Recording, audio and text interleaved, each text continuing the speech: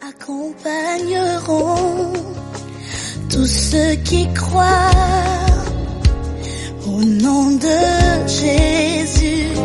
Il y a une puissance dans ce nom. Bienvenue sur notre nouvelle chaîne de témoignages. Je m'appelle Mademoiselle Benga Mbina Mirnaja Edriska, de nationalité gabonaise. J'appartiens à cette mission appelée Marque Internationale, qui est une mission apostolique qui prie pour le réveil et la guérison des nations. Et aujourd'hui, j'aimerais partager avec vous mon témoignage tiré du livre de Apocalypse 12, verset 11. La Bible déclare « Ils l'ont vaincu à cause du sang de l'agneau et de la parole de leur témoignage. » Alors, je partage avec vous aujourd'hui officiellement mon témoignage.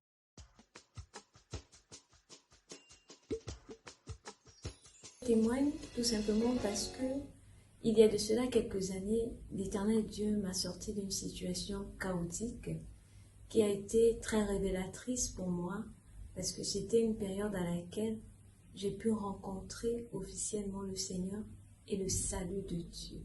J'ai rencontré un homme qui, plus tard, est venu me prendre chez mes parents. Il m'a fait des cococos. Et moi, je suis allée vivre avec lui, étant une jeune fille chrétienne, avec des valeurs chrétiennes, mais pas très pratiquantes. Puis, en vivant chez cet homme, sur son terrain familial, par la grâce de Dieu, nous avons eu un enfant, notre premier enfant. Et la deuxième année qui a suivi, je sentais le désir dans mon esprit de m'approcher un peu plus de Dieu. Alors j'ai commencé à aller à l'église, à m'impliquer un peu plus dans l'église, mais au fur et à mesure que je m'impliquais un peu plus dans ma marche avec le Seigneur, les choses dans mon foyer ne se passaient pas comme au tout début de notre relation.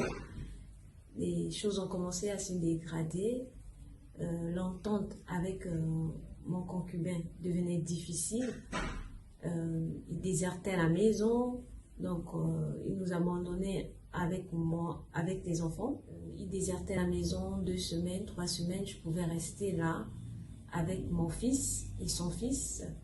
Donc c'était vraiment compliqué. Puis un jour, j'ai contacté une maman qui est un apôtre. Je lui ai tout simplement dit qu'est-ce que Dieu dit par rapport à ma situation. Et cette dernière m'a invitée en maison de retraite. Je suis allée, j'ai trouvé d'autres jeunes filles là-bas et avec elles, nous avons passé des temps de retraite. Durant cette période de retraite, j'ai entendu une voix qui m'a dit « Jaël, je te parle, tu ne m'écoutes pas ». J'ai expliqué à tout le monde, on m'a dit « C'est Dieu qui te parle ». J'ai dit « Est-ce que Dieu peut parler ?» Et on m'a dit « Oui, Dieu parle ». Je suis rentrée avec cette parole que Jaël, je te parle, tu ne m'écoutes pas. Donc j'ai commencé à prier, à persévérer dans ma marche avec le Seigneur, à méditer la parole de Dieu, à m'approcher un peu plus de Dieu. Mais plus je le faisais, plus ma relation se dégradait. Elle se dégradait au point où j'étais pratiquement abandonnée sur le terrain familial avec mes enfants. Et un jour, je me suis retrouvée enceinte. Et là, lorsque je me suis approchée de mon partenaire pour lui dire que j'étais enceinte, ce dernier m'a tout simplement dit qu'il faut avorter. Au début, j'étais pas pour l'avortement. J'ai refusé l'avortement parce que c'était contre mes valeurs chrétiennes. C'était contre l'éducation que j'avais reçue depuis l'enfance. Mais après, j'ai cédé. J'ai cédé sous les menaces de ce dernier. Je suis allée à l'hôpital avec lui et on a pratiqué l'avortement. Après cet avortement, je suis rentrée à la maison. Je me suis dit que comme j'ai avorté pour lui, les choses vont revenir à la normale. Il va être présent comme avant à la maison, mais malheureusement, ce n'a pas été le cas. Donc, cette situation devenait de plus en plus compliquée et moi, je perdais énormément de poids. J'avais pas la paix dans ce foyer. Et durant cette phase, je priais toujours Dieu. Je lisais la parole de Dieu, j'insistais même quand je ne voyais rien. Je recherchais Dieu parce que je voulais que Dieu me dise ce qui ne va pas ou qu'est-ce que je n'avais pas fait ou qu'est-ce que j'aurais dû faire. Et pendant cette période, j'écoutais tout simplement, j'allais rester tranquille. J'allais rester tranquille. Et un jour, le Seigneur m'a mis le désir de quitter le terrain familial de ce dernier. J'ai fait mes bagages. Je suis partie de ce terrain familial avec mes enfants. Et malheureusement, encore quelques mois après, j'étais enceinte.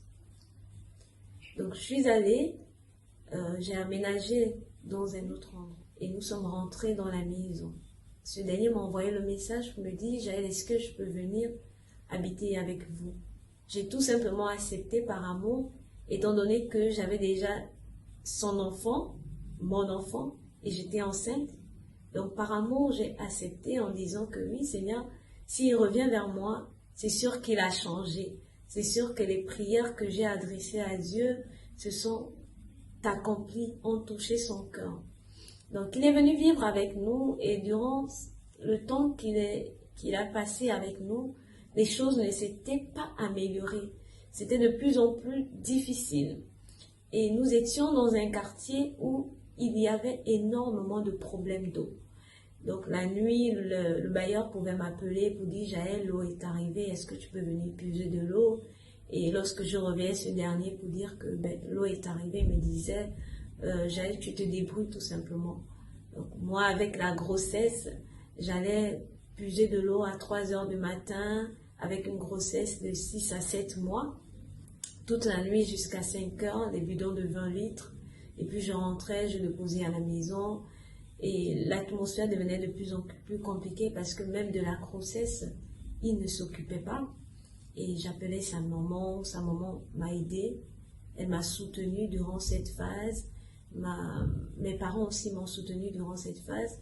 Mais je ne disais pas réellement à ma famille ce par quoi je passais, parce que je me suis dit que ce sont mes problèmes ne regardent pas ma famille. Donc je ne disais pas mon vécu aux membres de ma famille. Et lorsque l'accouchement approchait, je suis allée encore en maison de retraite. Je lui ai dit tout simplement que je vais en maison de retraite. Est-ce que c'est possible que je parte avec les enfants? Il a accepté. Nous sommes allés en maison de retraite. Et là-bas, j'ai commencé à avoir des contractions. Et le matin, on m'a transportée pour m'emmener à l'hôpital. Je suis arrivée à l'hôpital, je suis rentrée en salle d'accouchement. J'ai pratiquement duré en salle d'accouchement parce que le col n'arrivait pas à se dilater. J'avais des douleurs, mais rien ne se passait. Les sages-femmes m'ont injecté à plusieurs reprises l'injection pour accélérer, pour faire dilater le col, mais malheureusement, ça n'allait pas. Et moi, j'étais en pleurs, j'étais en pleurs, en agonie complètement. C'est juste dire aux sages-femmes, sortez-moi de cette salle, sinon je vais mourir. Parce que j'avais tellement reçu d'injections dans le corps et je voyais pratiquement tout autour de moi était tout en noir. Elles m'ont sorti, elles m'ont laissé aller prendre de l'air. Ensuite, je suis revenue et à mon retour, j'ai accouché par la grâce de Dieu. Elles m'ont fait sortir de la salle d'accouchement pour m'emmener en chambre. Donc, j'ai vu mes parents, j'ai demandé, mais où est le père de l'enfant? Personne n'a su me répondre. Donc, j'ai pris mon téléphone, j'ai appelé le papa de l'enfant. Il n'a pas décroché à mes appels. À ce moment-là, je me suis posé des questions. Seigneur, qu'est-ce qui ne va pas? J'ai pris encore le téléphone, j'ai appelé sa maman pour dire que j'ai accouché, mais ton fils n'est pas là. Elle m'a dit, ok, il n'y a pas de souci. Comme je suis en province, j'arrive moi-même sur place à Libreville. J'ai dit d'accord. Le deuxième jour, il m'a appelé, il m'a dit demander si j'avais accouché. J'ai dit oui, j'ai accouché. Il m'a demandé le sexe de l'enfant. Je lui ai dit c'est une fille. Il m'a dit ok, je vais passer. Et je lui ai dit ok, il n'y a pas de souci, mais je t'attends parce que j'ai pas de sous sur moi pour acheter le biberon à l'enfant, pour acheter de l'eau à l'enfant. Étant donné que le trousseau de l'enfant n'était pas complet. Il m'a dit ok, il n'y a pas de souci. J'ai patienté le deuxième jour, malheureusement, il n'est pas arrivé. Puis le troisième jour, le matin, qui est le jour où nous devions sortir de l'hôpital, Je l'ai appelé pour dire qu'aujourd'hui je sors de l'hôpital. Est-ce que tu peux venir régler la facture de l'hôpital et nous prendre avec l'enfant? Ce dernier m'a tout simplement répondu que je t'envoie de l'argent par téléphone, par Airtel Money pour payer l'hôpital. Et puis tu prendras le taxi pour rentrer avec l'enfant. Je lui ai dit c'est pas possible. Ça fait pratiquement le 3e jour aujourd'hui que tu n'es pas venu et mes parents se posent des questions. Les infirmières sont arrivées, nous sommes allés voir le pédiatre. Avant de sortir de l'hôpital, il fallait que le pédiatre voie l'enfant pour permettre à l'enfant de sortir. Et durant la marche vers le bureau du pédiatre, j'ai remarqué que l'enfant a commencé à pleurer. Elle devenait de plus en plus blanche. Et lorsque je me suis mise à la porte du pédiatre, j'ai ouvert la porte, je suis rentrée. Le pédiatre m'a demandé ce qui se passait. J'ai tout simplement dit que mon enfant ne se sent pas bien. Elle devient de plus en plus blanche. Et à ce moment-là, le pédiatre m'a demandé de poser l'enfant. J'ai posé l'enfant sur le lit. Elle a examiné l'enfant. Elle m'a dit effectivement, ta petite fille ne va pas bien. On va te transférer dans un endroit où il y a la couvreuse, dans une clinique. Est-ce que ton parent peut venir? J'ai dit, il n'y a pas de souci. Ma maman est juste à la guérite. J'étais assise en attendant les urgences, en attendant qu'on vienne me chercher avec la petite pour qu'elle puisse suivre les premiers soins, autant pour moi, pour qu'elle puisse suivre les premiers soins. Et puis, j'ai remarqué que la petite ne pleurait plus dans mes bras. J'ai regardé l'enfant. L'enfant était en train d'agoniser. Je ne voyais plus la partie noire des yeux. Je voyais tout simplement le blanc. Et je dis tout simplement, s'il te plaît, ne m'abandonne pas. Le pédiatre m'a regardé. Elle m'a dit, montre-moi ton enfant. Elle a su en fait que mon enfant était en train de mourir. Donc, elle m'a arraché la petite. Elle a couru avec des infirmières dans l'hôpital. Ils m'ont fait sortir de la salle. Ils m'ont demandé d'attendre. Et à ce moment-là, le premier réflexe que j'ai eu, c'est d'appeler le papa. J'ai commencé à dire au papa qu'on m'a arraché l'enfant. Je ne sais pas ce qui se passe. Est-ce que tu peux venir, s'il te plaît? Viens, viens. Il m'a dit, je ne peux pas venir parce que je suis au travail. Quand je vais finir le travail, je vais venir. J'ai raccroché, j'ai appelé sa maman, je me suis plaint. J'ai appelé d'autres de mes mamans, je me suis plaint. On m'a arraché l'enfant, venez, venez. Et lorsque j'ai raccroché, j'ai commencé tout simplement à adorer Dieu. Adorer Dieu. Les gens sont venus autour de moi pour me demander qu'est-ce qui se passe, pourquoi on a transporté mon enfant. J'arrivais pas à répondre, j'étais toujours dans l'adoration, toujours, et on m'a appelé pour me dire la major souhaite me voir. Je suis allée au bureau de la major pour écouter ce que la major allait me dire. Je suis allée rencontrer la major à son bureau. La major m'a dit, ce sont des choses qui arrivent. Elle m'a prescrit une ordonnance. Et j'ai répondu à la major que je sais que mon enfant va très bien. Que mon enfant va très bien, elle n'est pas morte. La major n'a rien répondu, elle m'a juste tendu l'ordonnance.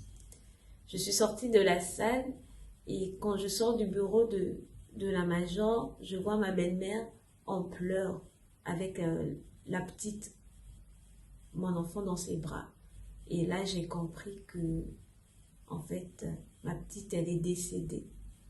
Le bébé est décédé. Je ne pouvais pas pleurer. Je ne pouvais pas parler. J'étais toujours dans l'adoration. J'adorais Dieu. Je glorifiais Dieu. J'ai demandé qu'on prie pour la petite. On a prié pour la petite. Et ensuite, j'ai mis l'enfant à ma belle-mère pour qu'elle puisse aller enterrer la petite. Et moi, je suis retournée en maison d'adoration. Et durant mon séjour à la maison d'adoration, j'étais en train de me poser des questions. Je me suis dit, Seigneur, pourquoi c'est moi? Pourtant, j'ai prié pour que cette relation puisse marcher. Pourtant, j'ai prié. Pourquoi c'est moi? Et je me posais des questions, j'ai pris ma Bible, je lisais la Bible J'avais besoin des réponses. Puis un jour, un couple est venu me chercher avec mon enfant. Ils sont venus me prendre, m'ont tout simplement dit que le Seigneur veut que je vienne chez eux. J'ai accepté avec mon enfant, nous sommes partis, nous sommes allés vivre avec eux. Et durant mon séjour chez ce couple, j'étais toujours en train de me poser des questions. Dieu, où es-tu? Si tu existes, pourquoi tu as permis que je souffre autant? Pourquoi tu as permis que ma fille décède? Où es-tu? Je cherchais la face de Dieu et je n'arrivais pas toujours à pleurer. Tout ce que j'arrivais à faire, c'était juste adorer Dieu. Je n'arrivais pas à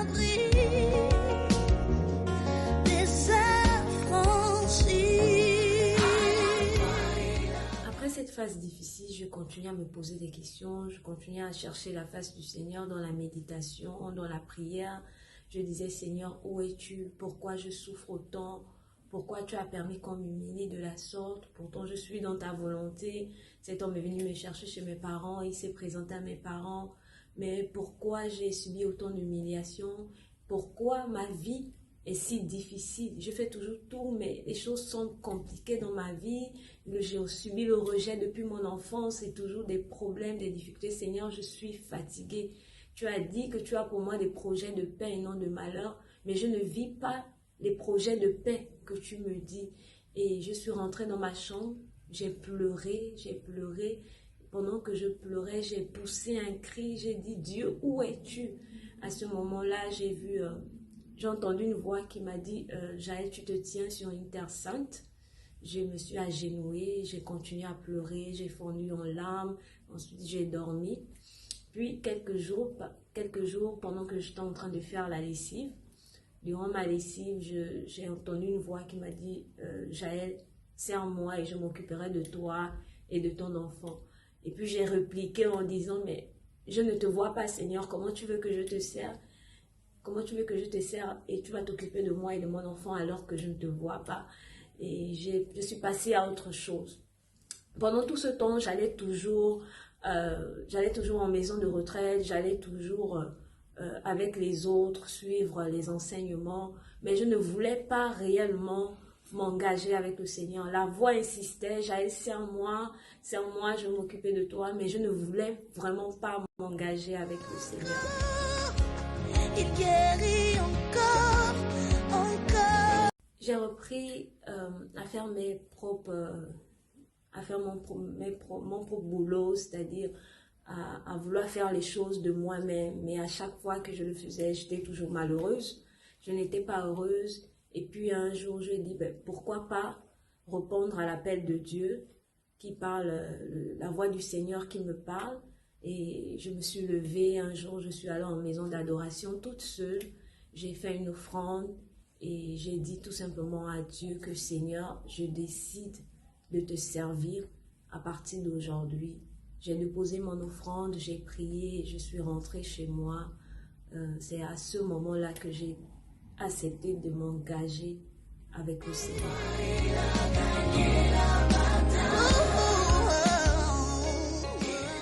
Après avoir posé cet acte, c'est-à-dire répondre à l'appel de Dieu, une semaine après, je dormais et dans mon sommeil, j'ai entendu Jaël.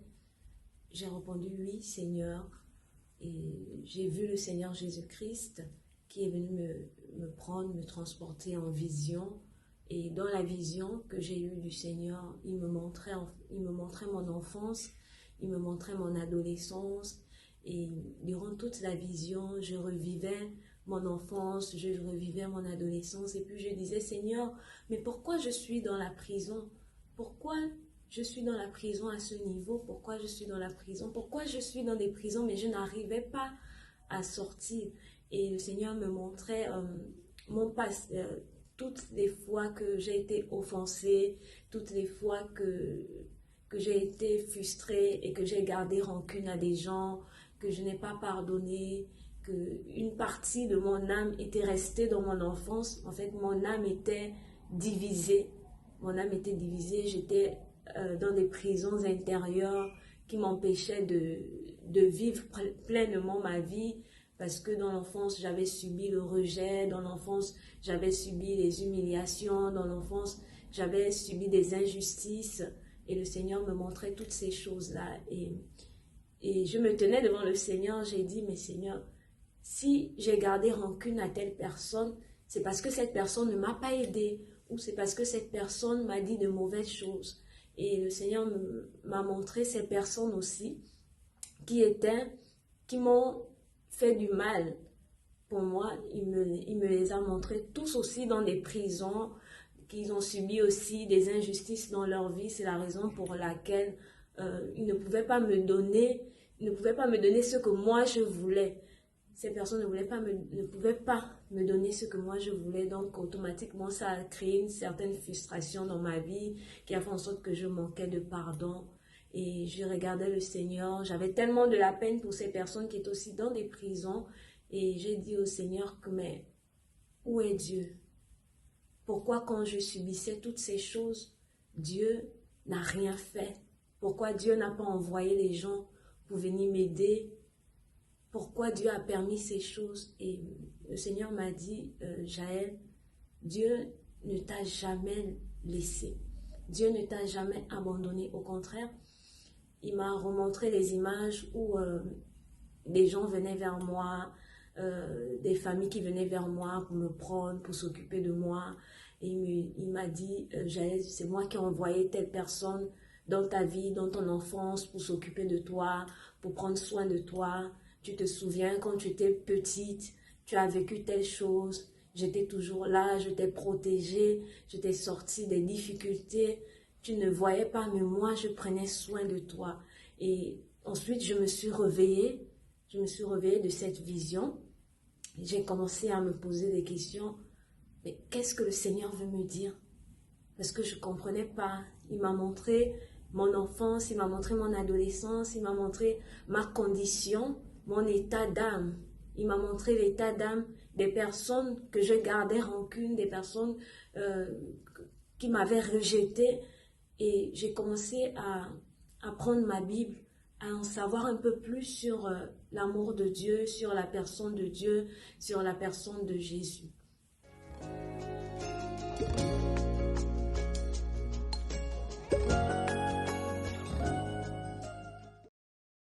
Pendant ma méditation, j'ai senti comme une interpellation de l'Esprit, comme une interpellation du Seigneur à ouvrir ma Bible dans le livre de Deutéronome 30, verset 19.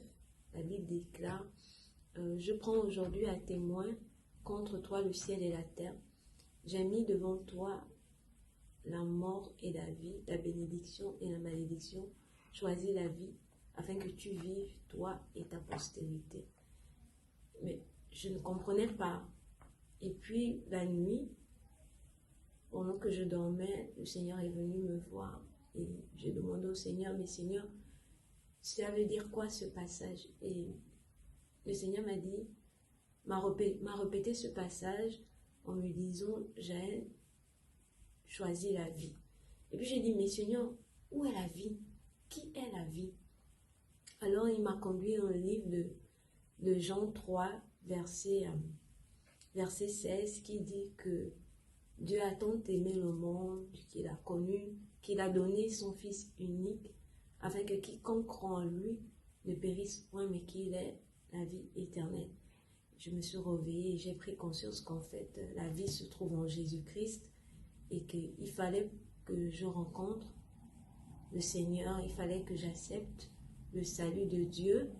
Et j'ai commencé à me remettre en question, mais pourtant j'allais à l'église, pourtant depuis petite, j'ai reçu une éducation chrétienne, donc pour moi j'étais chrétienne, je ne savais pas en fait que j'étais pécheur. Pour moi j'étais chrétienne, je ne savais pas que j'étais pécheur, je ne savais pas que je n'avais pas encore rencontré réellement le Seigneur, que je ne l'avais pas encore accepté comme Seigneur et Sauveur personnel. Et j'ai commencé à me poser des questions. Mais le Seigneur, oui, c'est le salut de Dieu. Réaliser que Dieu a envoyé son Fils unique afin que j'ai la vie éternelle. Et lorsque j'ai fouillé le livre de Luc 4, versets 18 à 19, la Bible déclare: c'est ainsi que Jean annonçait la bonne nouvelle au peuple. On lui a dit de Marc 2, verset 17, la Bible déclare: ce que Jésus ayant entendu, il leur dit: ce ne sont pas ceux qui se portent bien qui ont besoin de médecins, mais les malades.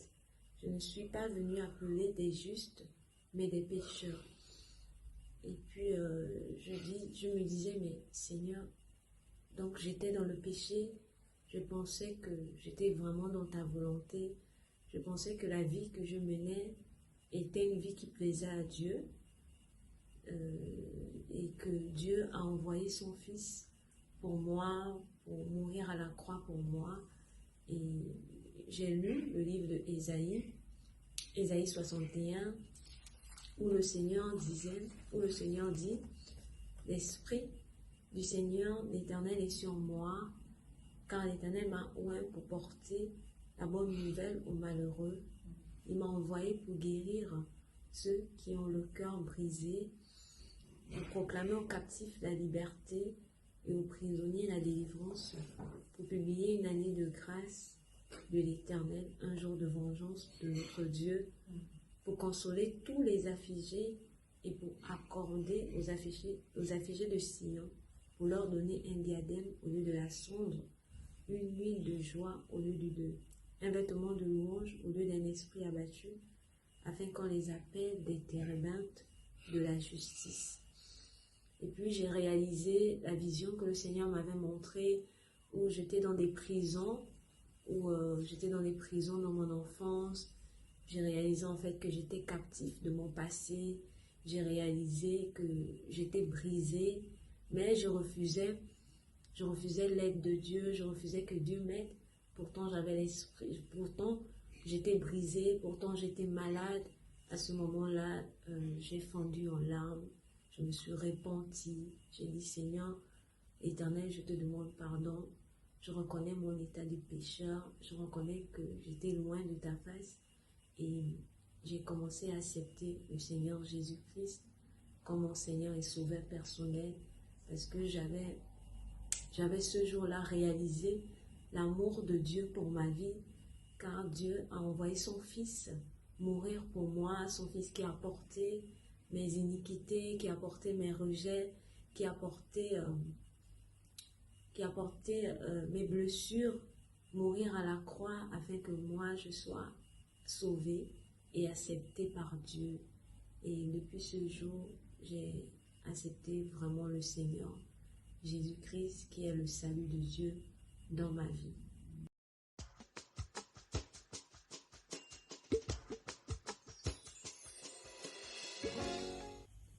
Et aujourd'hui, j'aimerais te parler de l'amour de Dieu. J'aimerais te parler du salut de Dieu. La Bible déclare que Dieu a tant aimé le monde qu'il a donné son Fils unique, afin que quiconque croit en lui ne périsse point, mais qu'il ait la vie éternelle. Dans la Bible, il est écrit que tous ont péché et sont privés de la gloire de Dieu.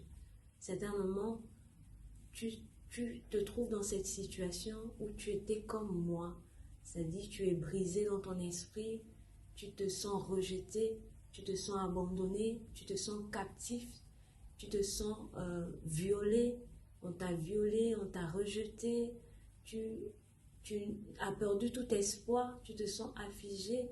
La bonne nouvelle que j'ai à t'annoncer ce matin, c'est que Dieu ne t'a pas rejeté, Dieu ne t'a pas oublié, mais Dieu a envoyé son Fils unique afin que quiconque croit en lui ne périsse point, mais qu'il ait la vie éternelle. Jésus est venu non seulement pour mourir à la croix pour nos péchés, mais il est aussi venu pour nous réconcilier avec Dieu le Créateur, aussi pour nous délivrer de nos prisons intérieures, pour nous délivrer de tous ces rejets que nous avons pu subir dans notre passé, dans notre enfance. Jésus est venu nous sortir des prisons intérieures. Jésus est venu nous donner une nouvelle vie, une nouvelle espérance. C'est pourquoi il dit dans sa parole que si quelqu'un veut venir au Père, qu'il passe par moi, car Je suis le chemin, la vérité et la vie.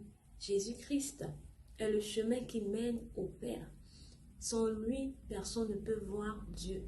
Tu veux voir Dieu, tu cries à Dieu. Et Dieu aujourd'hui t'envoie son salut, il t'envoie son Fils, afin que si tu crois en son Fils, si tu crois à la mort de son Fils et à la résurrection de son Fils, tu es sauvé.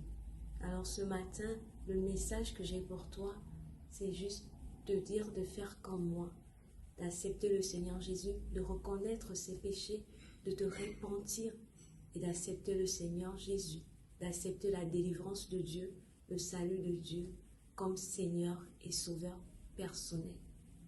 Amen. Il guérit encore, encore, encore. Il délivre encore.